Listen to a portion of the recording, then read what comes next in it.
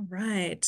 Good morning, everyone. My name is Kim Travis. I'm the engagement coordinator for the Affordable Rental Housing Division, and happy to be here today with you all to help facilitate this conversation as we update the Qualified Allocation Plan to align with the ORCA, the Oregon Centralized Application. Today, our focus is on the 4% LIHTC program. Yesterday, we had an engagement session to focus on the 9% program, and may have some repeat customers, and you may hear some similar information as yesterday as we go through some introductory remarks about the LIHTC program and the Qualified Allocation Plan. So bear with us if you've heard this before, but want to make sure everyone has a general understanding of LIHTC and the QAP. Rachel, if you could go to the next slide, please. So our objective really here today is to collect input to inform the QAP update, including feedback about the proposed 4% LIHTC application process through the ORCA. So we will have a quick overview of the LIHTC program and proposed updates, along with the proposed application process. Then we will move into small group discussions.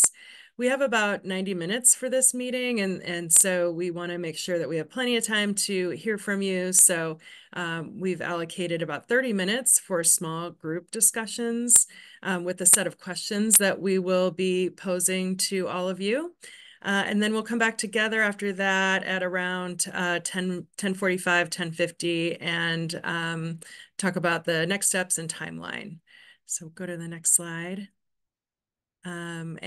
This may look familiar to many of you, but at OHCS, we use process agreements in our small groups and teams to help foster an inclusive environment, and ask that you practice these with us, and stay engaged, speak your truth responsibly, listen to understand, be willing to do things differently, and experience discomfort, and expect and accept non-closure. So we appreciate you considering those process agreements as we launch into this discussion and move into the small group discussions as well. I think with that, I'll turn it over to Natasha.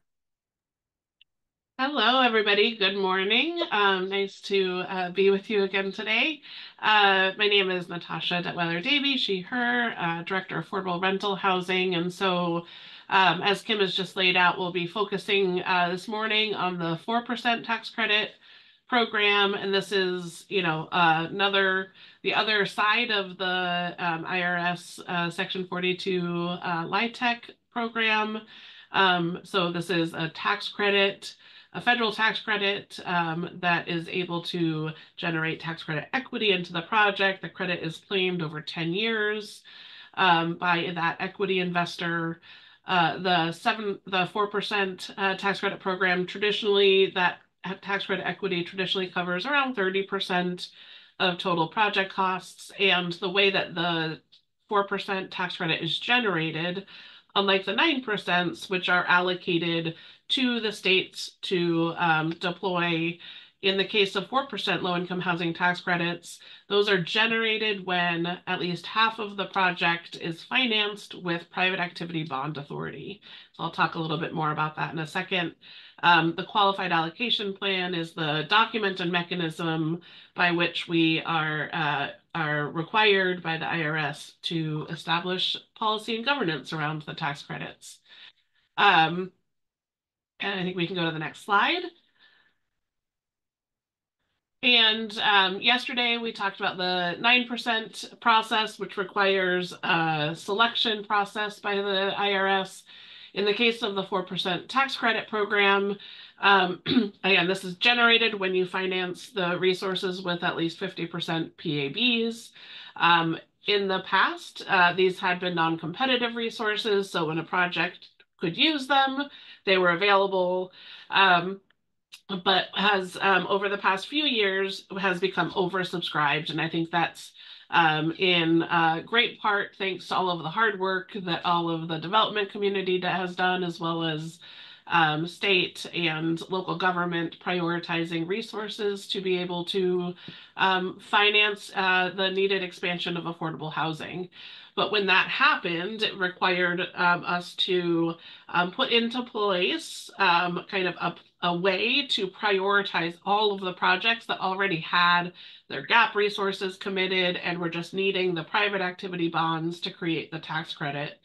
Um, and and so we have put in place some, I think, strong processes for being able to prioritize, but moving forward, we have the opportunity through the ORCA to be able to put those resources back together. So when we are providing gap resources, also making sure that will be private activity bonds that can support the closing timeline as required for the project.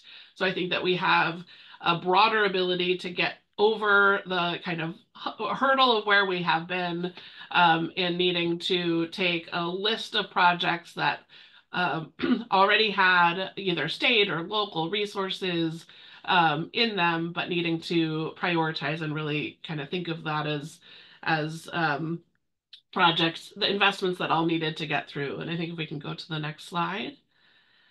Um, in terms of private activity bonds themselves, I just wanted to take a minute here to talk about how that works. We're on the 9% side. The 9% tax credits are allocated to states to be able to put resources out.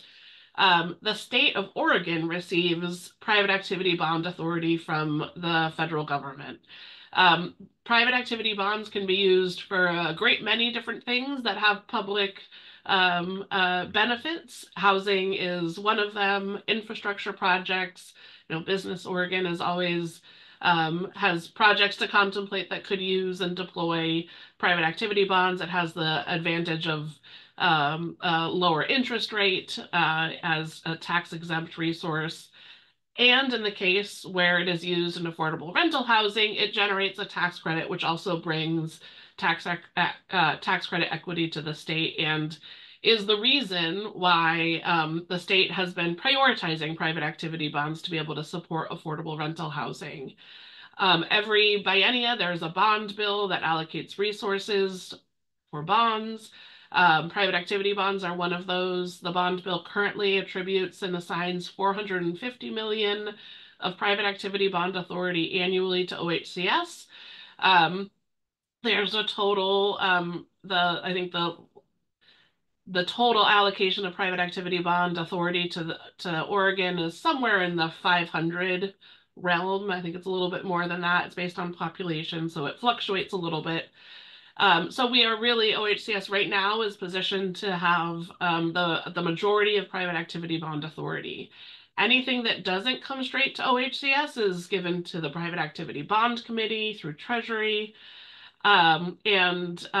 That Private Activity Bond Committee meets quarterly, and they are responsible for allocating any remaining funds. And so those are generally requests from OHCS for resources to put towards housing.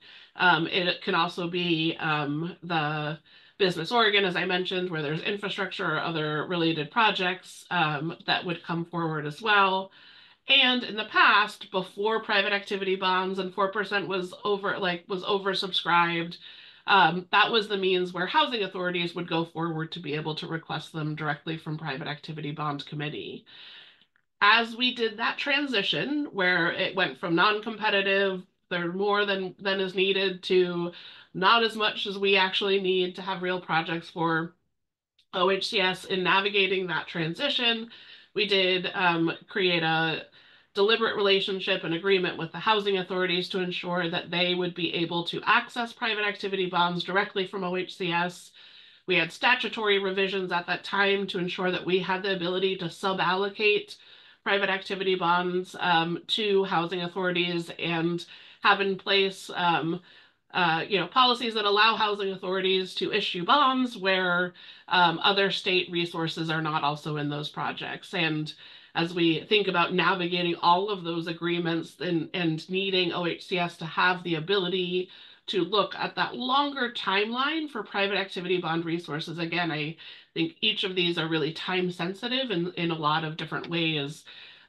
we are ensuring that we're transitioning also that housing authority relationship in there to ensure that where housing authorities have projects that they don't require other resources for, they would still retain access to private activity bonds.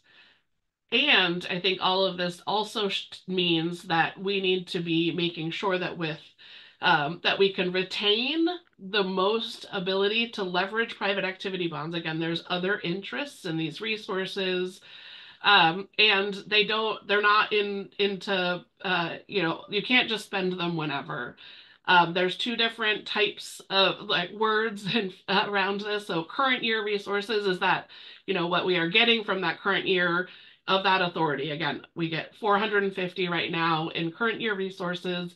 If OHCS can't fully spend that 450 million in a calendar year, we have to return the remaining resources back to private activity bond committee. That resource that was current year, in the next year it becomes carry forward. Carry forward resources has a 3-year clock on them. So we then have 3 years to be able to fully commit those funds. Um, and once we've returned them, we cannot guarantee that we will be able to get those back. And so I think as we are all thinking collectively about what are the risks, concerns when projects aren't able to move forward, or we've put that on the funding calendar, what are the implications when they move? Those are the broader implications. And I think, we want to make sure that we have strong alignment to support projects and also ability to hold accountability. Because I think to those timelines, because I think we know we need that, but we also know our private activity bond committee requires us to be able to demonstrate that, to have confidence that they want to continue to reinvest back in housing. And so, I think as we're understanding how to navigate all of this, as we put these resources into the ORCA, I think we have ability to have greater visibility of that future forward pipeline. We also are able to want to be able to make sure that we can try to really maximize our ability to leverage tax credits and private activity bonds in the years that we are given those resources, and are working on strategies to ensure as we're programming those that we can be doing so really on a longer timeline with greater nuance to that, and understanding how we can make sure to have some greater tolerance to shifts and changes as we move forward. So I think with that, I get to hand it off to Amy. Good morning. I'm Amy Cole. I use she, her pronouns, and I am the Assistant Director of Development Resources at OHCS. And I think I just froze, but I think, no? Okay, great. All right, I'm going to talk a little bit about our proposed process for 4% LIHTC and PAB. Yeah, so interested applicants will, just like every other resource in the ORCA, will submit an intake form and indicate that they're interested in PAB and 4% LIHTC resources. And this is also currently an option, right? Those of you who have submitted intake forms know that, and we're holding intakes until these resources are available in 2025. And we are going to rely on the set-asides of the ORCA and the gap funding resources to drive set-asides for the 4% LIHTC. So they will be the same. The set-asides will be based on gap funding resources that are paired with the 4% LIHTC. As we have talked about a lot of times with ORCA, we are prioritizing readiness to proceed. And we are asking applicants to be confident in their costs and their closing date estimates. If these change, projects may need to start over in the ORCA process according to our ORCA, following our ORCA requirements and processes. This is to make sure that we are using the resources in a timely manner and to help us to better prioritize the pipeline and resources. And to do that, we're proposing that projects must close within 12 months of their Housing Stability Council approval of letter of intent. And so that's just something to keep in mind.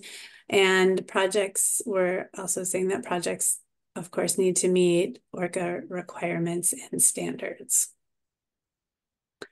All right, next slide. Okay, so just to talk more specifically about the proposed process, as these resources become available in the ORCA, we'll of course send out a technical advisory with advance notice to let partners know that PAB and 4% are available in the ORCA. The resources, the PAB will remain available until we have reserved 110% of what we have available of the resource. And then we will announce when the cap has been met and when a pause has been.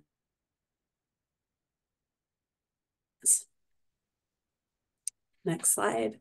Okay, for allocating PAB to and 4% to projects, as we said, the project needs to go through the ORCA process. Total project costs are part of the impact assessment pro forma, and OHCS will use total project cost to estimate PAB utilization and will award no more than 55% of the total costs in PAB. And projects are expected and must stay within 10% of their PAB reservation amount as they move through the other steps of the ORCA process. All right, let's see, timeline and closing dates. Estimated closing dates are required at intake and impact assessment. And this information tells us at OHCS if a project is ready to proceed. All projects are expected and must meet their timelines associated with each step of the ORCA process, or their PAB may be forfeited. And as I said earlier, projects must close within 12 months of the Housing Stability Council approval of the reservation and letter of intent from OHCS. And projects will need to go back to Housing Stability Council in the same way that they do now before closing to lock in their final PAB rate. And that will happen in the commitment step of the ORCA process. All right, I'm going to hand it off to Mitch to talk a little bit about subsidy limits that are proposed subsidy limits. Thanks, Amy. Hi, everyone. My name is Mitch Hanush. I use he, him pronouns. I am the senior policy analyst for the Affordable Rental Housing Division here at OHCS. Just going to quickly walk through sort of how we arrived at these proposed subsidy limits, sort of what our plan was and what our hope was and goals for these subsidy limits. And yeah, hopefully you all have had a chance to look at them. If you have not, we do have them in that kind of fact sheet that Kim just dropped a link to in the chat. So I encourage you to take a look and see how it vibes with your projects and your portfolio and in your pipeline. We have a survey that is live right now that we encourage you to fill out if you have feedback specifically on these subsidy limits and sort of how they might work for your projects. So OHCS looked at past projects in our portfolio, projects that have come in and been funded with 4% PAB, and specifically we're looking at the amount of gap subsidy that was required to make those deals work. How much was OHCS putting into that project of gap funding to make it pencil? We then projected it forward and differentiated it by bedroom size and AMI level, as you can see here, similar to how the ORCA subsidy limits are laid out. Unsurprisingly, the analysis showed less gap subsidy is needed when there's 4% PAB in the project per unit. And it's reflected here. These are lower than the ORCA subsidy limits that are asking for just, or that are getting just gap only projects. again, shouldn't be too shocking, I think, to all of you. We did inflate it slightly to try to keep up with sort of inflationary factors, but understand that you all are the experts on the ground and want to hear your feedback if you think these are not meeting the mark. We did scale it, again, according to bedroom size, understanding that the greater the square footage, the more the project's going to cost and more the unit's going to cost. And also understanding that part of that cost is now being incorporated into tax credits and PAB ask as well. We are increasing subsidy by AMI served as well. So the lower the AMI, the higher the subsidy. This is to encourage lower AMI, serving lower AMI populations and to account for sort of the limited or more limited rent that will be coming into the project and less cash flow that will be actualized by the project. The rural subsidy limits are higher than the urban subsidy limits, which is similarly to sort of cover for that lower AMI generally that we're seeing in rural communities and help cover some of those fixed costs of development that are not changing significantly between urban and rural.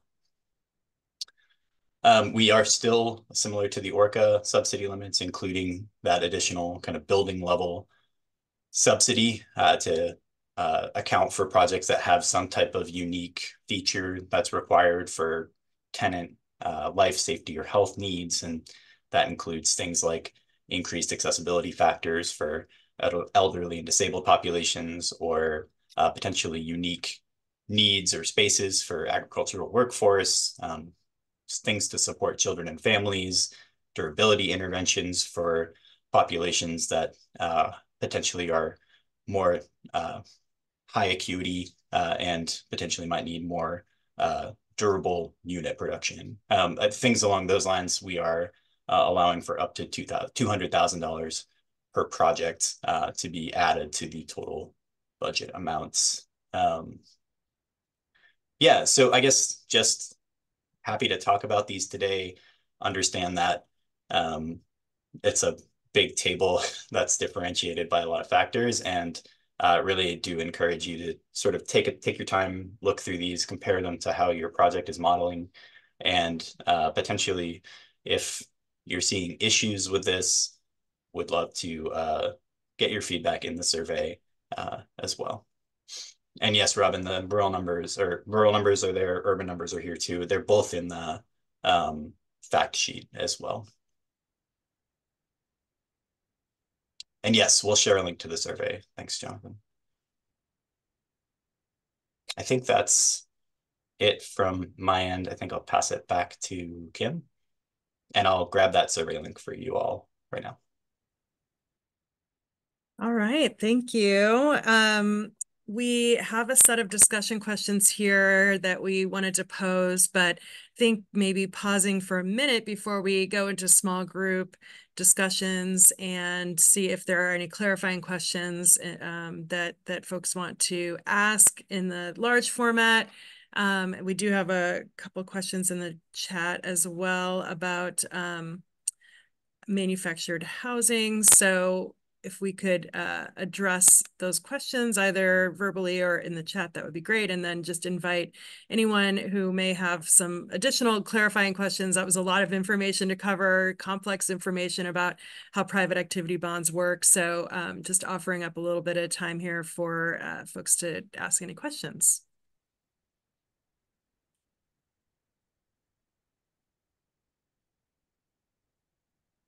Jonathan.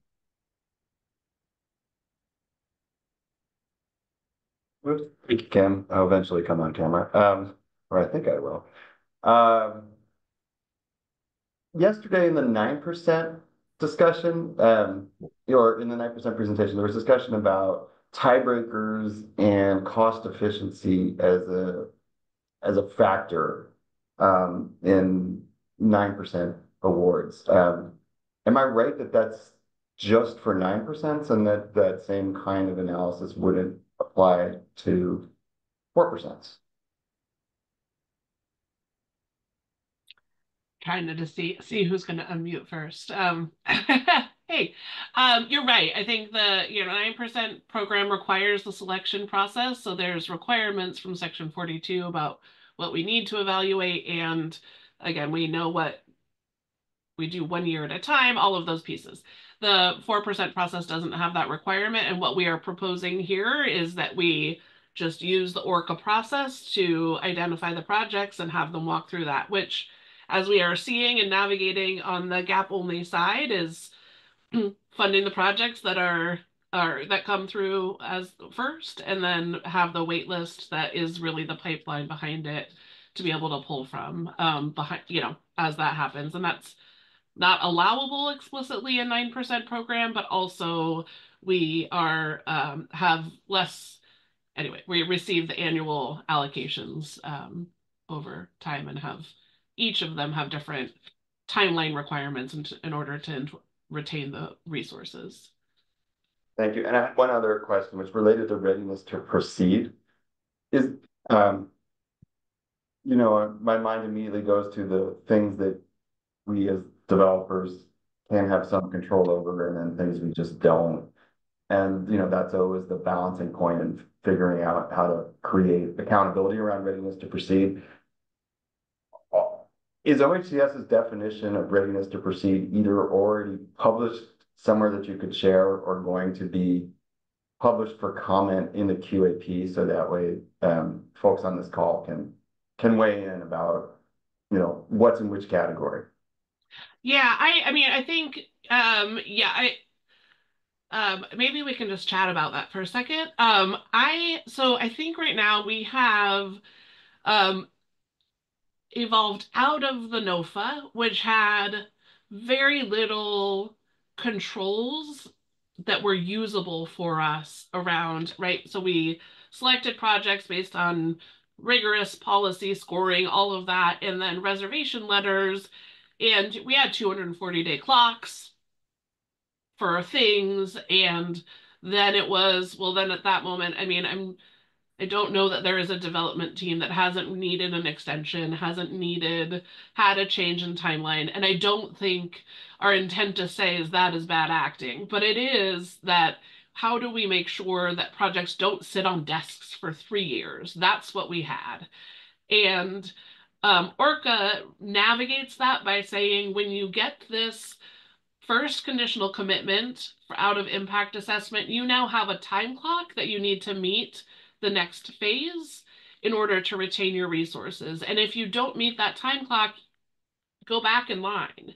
It's not, we'll see you next NOFA, but just you have not been managed either a choice or a thing that happened, because there are, as you all know much better than anybody else, the million different things that can happen that mean, oh my gosh, I now have 5 more months on this project before I'm ready to start construction. So that's the lens of readiness that we have navigated to, is to be able to have broad timelines. And I think we also know, like as we were just talking about, there's timelines to private activity bonds. If we don't use our current year resources, we have to return them. Yes. Do we have an opportunity to request those back? Yes. And does that something that we want to consider a sure thing? I don't think it's responsible for us to consider it a sure thing. I think we want to make sure that we are doing all that we can internally to make sure that we're, giving the private activity bond committee what they need to make, understand that we're not going to let the resources be lost to the state.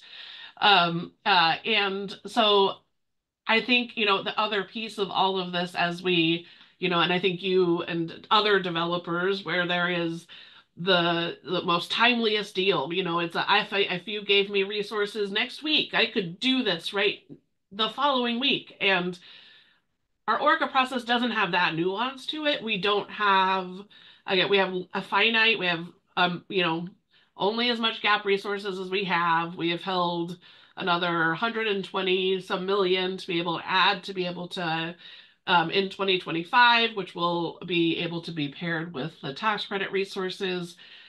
And that's not going to be enough for years and years of development, right? So how is it, as we are doing this, and I think one of the last discussion questions there is, when we're implementing this, what is the way that we want to do so that we can make sure that we're, having commitments to make sure that we're not losing any 2025 PAB.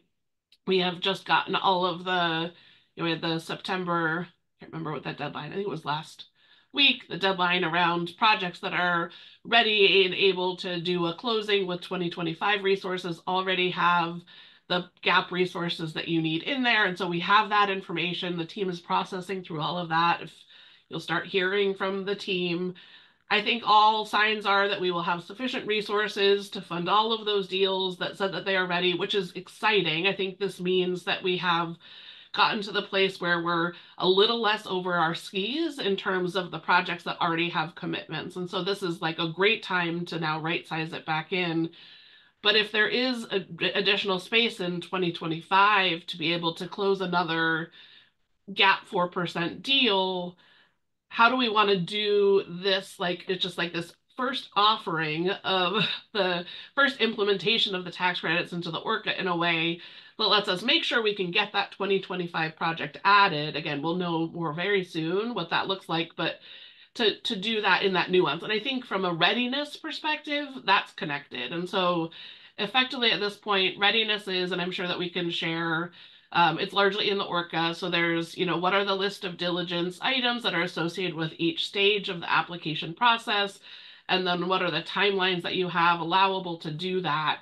As it's it's readiness. It's not readiness in terms of what we do not have right now is a mechanism that lets us choose the project that can close in 2 months over the project that can close in 6 months. And so I'd be interested in thinking about how we can get there, but also understanding how is it that we get the resources to fit that need. And I think there's opportunities as we go into legislative session next year to be able to talk about the resources and the opportunities we have. We'll have all of our ORCA and the pipeline there to be able to present and share as a place to demonstrate to the legislature what the really quick impact of additional investments could do. But I also think in a lot of different spaces, I think there's some slices of the development community where there is more of the conversation around, I have a deal that's next month. Like we can build it next month if you give us the resources. And our process has a lot more around readiness and timeliness, but not that nuanced at this point in time. And I think that's an opportunity. And I think doing so equitably in a way that builds predictability for those that are kind of have a little longer train and or need now our commitments to know that they will get ready in the next year. I think not every organization is in the position to get it, shovel ready before having any commitment of funding. Yeah, I don't envy the task of trying to manage the PAB timeframes and the dynamic pipeline. I appreciate what you're saying about trying to make sure that all the resources get out in as timely a fashion as possible. I see other hand, so I will make this quick. I think, to your point about like how do you get to a system where it's possible to start seeing the project that can close in 6 months versus 2 months and make adjustments. It's gonna take dialogue. And I don't mean this in any way critically. I think the what we're all used to, which was a very competitive kind of like get all your stuff in and then like the curtain has to come down so you can analyze it, was not a system that was built to be able to stay in dialogue. And I think about, if you go back 15, 20 years, there were these regional, advisors to the director. And I think that's much of what that position within the agency did. And it may be that there's going to need to be staff who are kind of riding circuit, in the different regions, getting updates. And I think from the development side, what we may find over time is that, I'll just speak for myself, like instincts that I have built over time to be very conservative and kind of, like, oh, well, I think it's going to take 6 months. I might say it's going to take 9. that it actually might be in our own interest to really just be in true candid conversation. And, you know, when it comes to this readiness piece, I may be overly focused on this idea of like you go to the, you know, back of the line, because understandably you've got to get all these PAVs out the door, lest they go back to the committee and perhaps get reallocated.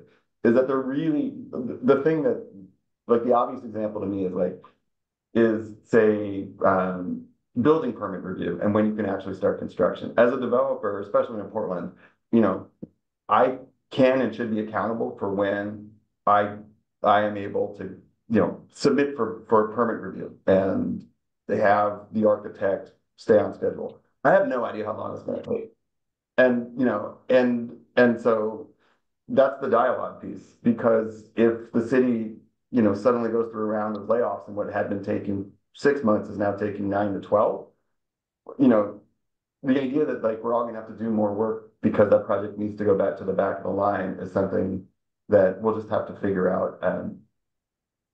You know, is that actually the right outcome for that project? And I think that will come from managing a dynamic pipeline and figuring out there may be others that have also slipped, and it's been others that have stepped in, and I've settled up on the other hand. So no, I just want to have just one other, and I'm sure Kim wants us to. There's other hands, or so we want to go there. I think that yes, there was a strategy with our regional advisors where they were doing that work in community, and it was incredible, and it it didn't stop because it was all success. And I think that could work really effectively if it is locally driven regional prioritization of projects, but having the state informally manage all of that, it isn't effective. I think it's not equitable and it's not effective. And so I think what are the opportunities where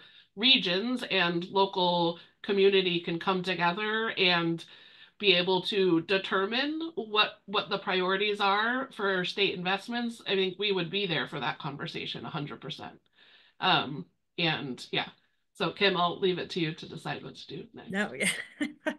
No, this is great dialogue. This is what the meeting is intended for. So thanks for that. But moving on to got Melissa, Jillian, and then Dennis with questions, and then we'll wrap up with the large group session, move to small groups at around 10:15. So if we can do some clarifying questions now, then we'll move into small group discussions. Go ahead, Melissa. Yeah, I brought this up yesterday in the 9% session related to sort of community priorities and local funding. In the engagements around the ORCA, you know, I think I raised probably more than a few times as sort of the rep of a local funder that it felt like you know, projects with local funding were not going to receive sort of the same commitment and advantage that they had previously. And something that came out in our review of this was that it seemed like the metro area is maybe losing, like when we look at sort of the set-asides versus the new geographic set-asides and the new process, and then the award order that no longer seems to include any consideration of local funding commitment. I just wanted to kind of ask, like, how do you see that playing into the commitment of resources? And how is the team ensuring that, you know, we understand that I just kind of echoing Jonathan, I do not envy the task that you have in balancing all of these priorities. It's difficult. And I know that you need to serve the whole state and there are real needs in rural communities. But with, you know, between all of the differences and it's seeming as though the metro area, which is needing to increasingly create very deeply affordable housing with supports and in a complex environment, maybe receiving less resource than it has historically. So I just wanted to kind of throw that out there and ask you if there's something that I'm not seeing that actually will allow for that resource to continue to flow sort of predictably to projects with local funding. Yeah, I'm trying to, so I think there's also a question of trying to think about how to respond. There's so many, like, without it turning into a day-long conversation. Yeah. So I think Which we can have. right, which, yeah, we could also have. I think that, like, in terms of that prioritization, again, that was a transition where Metro and OHCS had funded a pipeline, and and it was our private activity bond. So our prioritization here is gap resources and 4%. So it's not, and so in that prior process where, again, we had everybody had full funded pipelines of ready deals, and we needed to prioritize. We were allowing the significant local funding projects to sometimes at times step in front of lines of projects of state funded projects that hadn't, and a lot of those ended up being mutually funded. And so I think so in that way, I don't think that this is a change or a shift. I think as we have talked quite a lot over the years in terms of what could this look like around resources, we have now a predictable process where there were projects can be evaluated for OHCS resources, get those conditional commitments while other resources are added into there, and I think should have greater ability to leverage gap resources, again, as a lot of the project investments from Metro ended up having layered resources in them, including state funds in a lot of cases. I presume that's kind of the model moving forward, presuming there's more resources to continue to invest. And I think being able to have some seasonal adjustment where, okay, now there's this, effort and initiative, let's understand how those pipelines are built and be coordinated from that front. But I'm not anticipating that this is a meaningfully different impact to Metro, but I think curious for recommendations around that. To be able to make sure that we're kind of having visibility of the trends or issues that you're seeing, which may or may not have become clear to at the state level already. Thanks. Yeah. All right. Hi, Jillian. Go ahead with your question. Hi, thank you. I know that we're going to break into small groups, so I'll keep those comments for that group. I did want to talk a little bit about the timing and the going back to the beginning of the line if you have a delay. And I understand totally your logic in that. I wanted to preserve those resources. And the unintended consequence there is a lack of access to pre-development lending. So all of the CDFIs that do pre-development lending, they're essentially lending small nonprofits who otherwise wouldn't qualify for unsecured debt, millions of dollars. It can take between $3 and $4 million to get a project to construction close. It's a lot of money. That's usually in excess of a small nonprofit's annual operating budget. The way that those are released are in tranches. And so you kind of have to prove that you're making forward progress in meeting financial metrics. One of those almost universally right now is a PAB commitment. And so with this 12-month, this timeliness, I would just encourage you to work with some of the major CDFIs locally and make sure that those soft commitments are going to let developers access pre-development funds, because certainly OHCS has them, and everybody in this room knows they're not enough.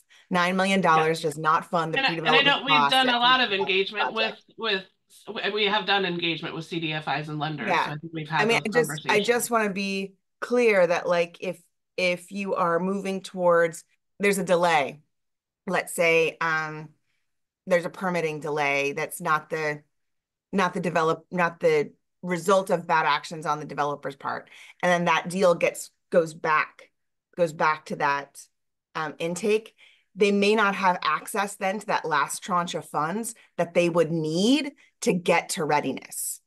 Yeah, this is what I'm saying, is that going back, you're already extended, taken on quite a lot of debt, and then all of a sudden now you got to come up with cash because you can't access your pre-development loan. And so I just want us, I know that you're balancing multiple priorities.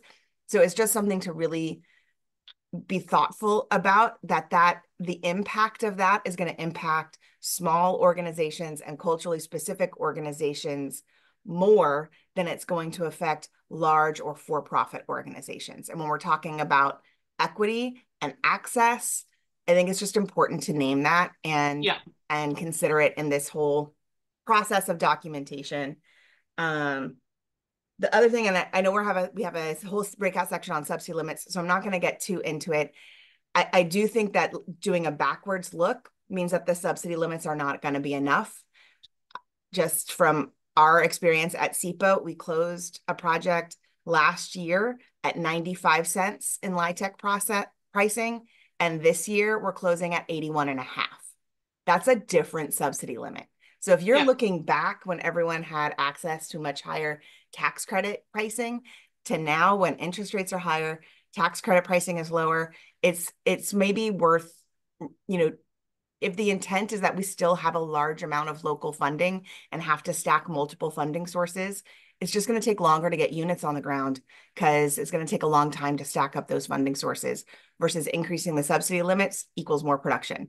I mean, yeah, and I think that's where, again, I think we've done a lot of those inflationary models and estimates and are also wanting to make sure we can get the most units and have a survey and would love any real feedback in the survey about those limits. At this point, there's not been very much to leverage to support an increase to the subsidy limits. And so please engage in the survey. Yeah. My question is it the intention of OHCS that a project can be fully funded with these gap resources and a 4%? Or is it the intention that it's supposed to be these gap resources, a 4%, and a significant amount of local investment? Our intent is for these to be feasible transactions. We would never want to discourage or disincentivize leveraging resources. So I'm not going to say we don't want you to do that. And I think we are definitely wanting the resources that we put out to result in fully funded transactions. So I think our intending to have the limits work in both scenarios, but certainly I think also one of the things we want to make sure we can do is, and I think we even have a question in the survey around it, around how do we make sure that we're intentionally encouraging all of the leverage that's possible. I think candidly, the more units we can get from these resources, the more resources the legislature will continue to invest. It is obviously, we know the sticker shock. We are not shocked by it. So when, like, I think we understand, we see those dynamics across dozens and dozens of projects on a weekly basis. And I know that you do. I think we want to make sure that we can, again, leverage everything and everything where possible and acknowledge that it is a challenging time. There's not a overwhelming amount of local resources. Debt is expensive.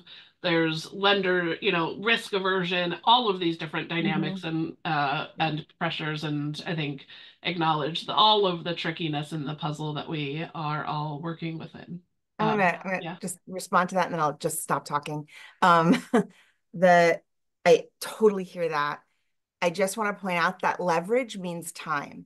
So we'll get more units slower. So, right, like if we need to stack local resources, they're not available necessarily year round. So if we have to stack local resources in order to utilize these subsidy limits, then we'll have more unit production, but slower. So I think like trying to balance that, and again, it depends on what the goals of the legislature and OHCS are. And I'm not going to speak to what those goals are. I'm not privy to those conversations, but leverage means time. And I think it's important to note that. Yeah, and I think like we know we need units. We know we have the amount of funding we have. Wanting to have a pipeline, wanting to have projects pipeline, not all of them are going to be, so some of them are slow while you are stacking resources together. I think that is also progress, and that also is something that we would count as success. So yeah. And I know we are quickly running out of time, Kim, so I know Dennis has had his hands raised. Yes, and Travis, I'm not sure if we'll get to yours before we need to move to breakouts, but Dennis, go ahead with your question. Real quick, are manufactured home parks covered by 9% and 4% bonds. Can we do them for that?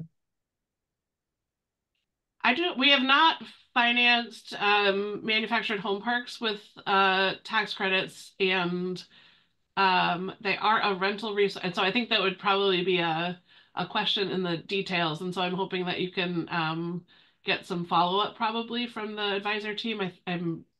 Yeah. Yes, I think it please. would depend on the specifics. Yeah. Yeah, please get back to me on that, okay? Yep. Thank you. We will do. Yeah. Thanks, Dennis. Travis, is your question something you can take into the breakout rooms, or is it something you want to contribute real quick? Comment I was originally going to make, I can take into the breakout rooms. I did just want to second what Jillian mentioned, not just in terms of time, but the more resources that we need to stack, the more expensive project get. So the fewer units we get per dollar. So I just want to consider the more simple funding stacks we can make, the less expensive projects are as well. Yeah, I really appreciate that. And again, I would encourage you to, because I think what we have questions in the survey on is what makes these feasible. And then there's other, like, we will take all of the comments and the conversations today, but I think any of those specific insights would welcome in the survey. And again, want to make sure that we have, since we've looked at our data, we're seeing the thing, we need to justify and support the subsidy limits where they are needed. And so it's really helpful to get information from that in the survey. All right. So I wanted to just share my screen really quick and show you the Easy Retro board that we will be using for the breakout rooms. So it's click on the plus sign to add a comment, and we will keep these open for several days, so you can continue to add and read other people's comments. You can do thumbs up. You can also comment on other people's comments. So know that it's a lot to have a discussion going and use and read the retro board. So we will keep these open so that you can digest over the next few days. Then we'll post them, we'll PDF them and post them on our website along with the recording for this and the slide deck. So I'm going to go ahead and fingers crossed that the breakout rooms will work today. Let's see where we're at. I thought I had them all set up. So give me 1 second, and I'll put the link to the Easy Retro in the chat here as well, so that you can go ahead and start looking at that. And we will have a minute to come back together and wrap up before we close out. Let's see, too many tabs open.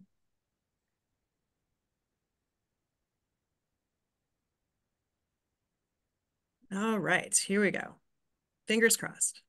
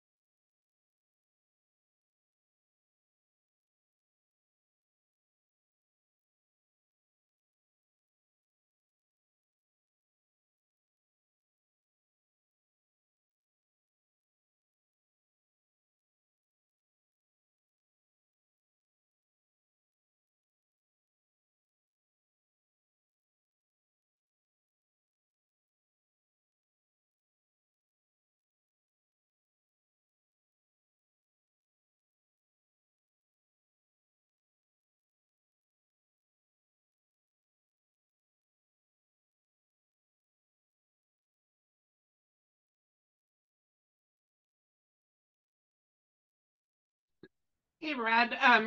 Oh, you got it.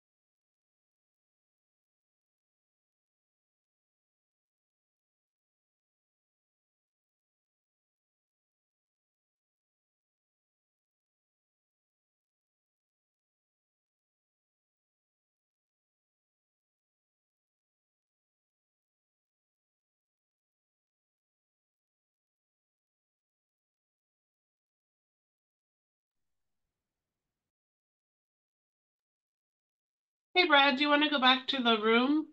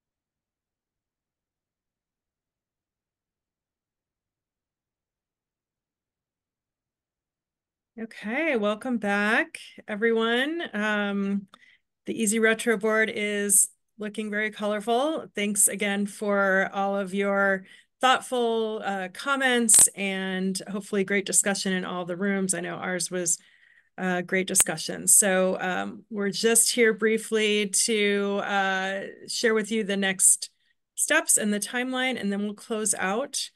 So I'm going to go ahead and share my screen. And Dennis, I see your hand is up. I'm not sure if that is from before or if you have. No, it's not. Yeah, I wanted to find out who would I email if I don't get a response about the manufactured homes. Wanting to build manufactured home parks. Yeah, I'll ask my colleagues to put their email address in the chat for you to reach out to. Okay, thank you. Yeah. Okay. All right.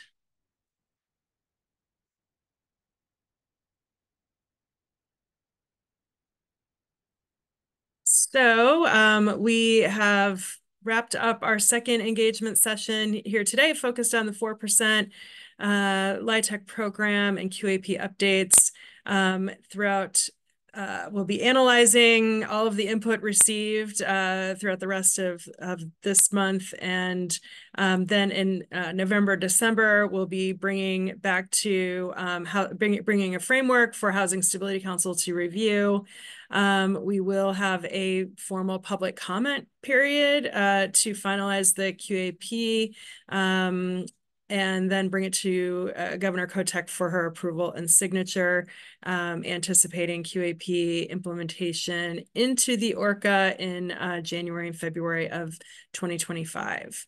So that's where we are on the timeline and the next steps. And we will be updating our website, the QAP webpage, with the recordings from yesterday's session on the 9% program, this session on 4%, as well as leaving those easy retro boards open for the next couple of days. Please feel free to continue adding comments.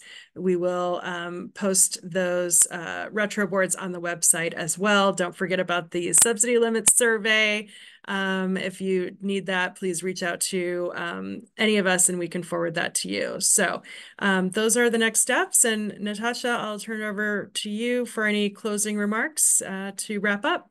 Great. Thank you all. And I will keep it short since we are really at time, but I just will reiterate my appreciation for the engagement and conversation. I've been consuming all of the notes as they are being put in there, and we will continue to do so as we figure out the next turn of incorporating all of the feedback with a revised recommendation and approach that starts to try to address some of these ideas and strategies. So appreciate it. As always, in addition to all of the work that you are holding to support projects moving forward. So appreciate it, and happy October 9th. Talk to you later. Bye.